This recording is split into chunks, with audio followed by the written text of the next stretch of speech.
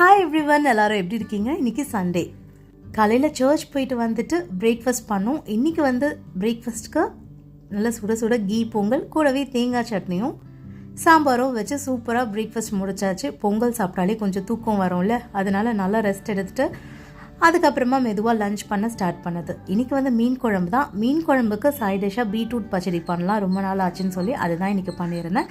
என்னோடய ஸ்டைலில் பண்ணுற பீட்ரூட் பச்சடி உங்களுக்கு கூட இந்த மாதிரி பண்ணதில்லைன்னா நீங்கள் ட்ரை பண்ணி பார்க்கலாம். கொஞ்சமாக தேங்காய் எண்ணெயில் கடுகு உளுந்து பொரிய விட்டுட்டு ஒரு பெரிய வெங்காயம் கட் பண்ணி சேர்த்துருக்கேன். ஒரு 2 பல்லு பூண்டு, பச்சை மிளகாய் எல்லாம் கட் பண்ணி சேர்த்துட்டு கருவேப்பிலை சேர்த்து நல்லா வதங்கின பிறகு ஒரு 2 பீட்ரூட் அளவுக்கு பொடியை கட் பண்ணி சேர்த்துருக்கேன். இது 3 நிமிஷம் வேக வச்சுருங்க க்ளோஸ் பண்ணி. அதுக்கப்புறமா 1 டீஸ்பூன் அளவுக்கு துருவன தேங்காய் சேர்த்துட்டு கலந்து விட்டுட்டு ஸ்டவ் ஆஃப் பண்ணிவிட்டு அதுக்கப்புறமா 3 கரண்டி அளவுக்கு புளிக்காத தயிர் சேர்த்து நல்லா மிக்ஸ் பண்ணி எடுத்தோன்னா பீட்ரூட் பச்சடி ரெடி ஆகிடும். இது புளிக்குழம்பு, காரக்குழம்பு, மீன் குழம்புக்கெல்லாம் சூப்பராக இருக்கும். ட்ரை பண்ணி பாருங்கள்.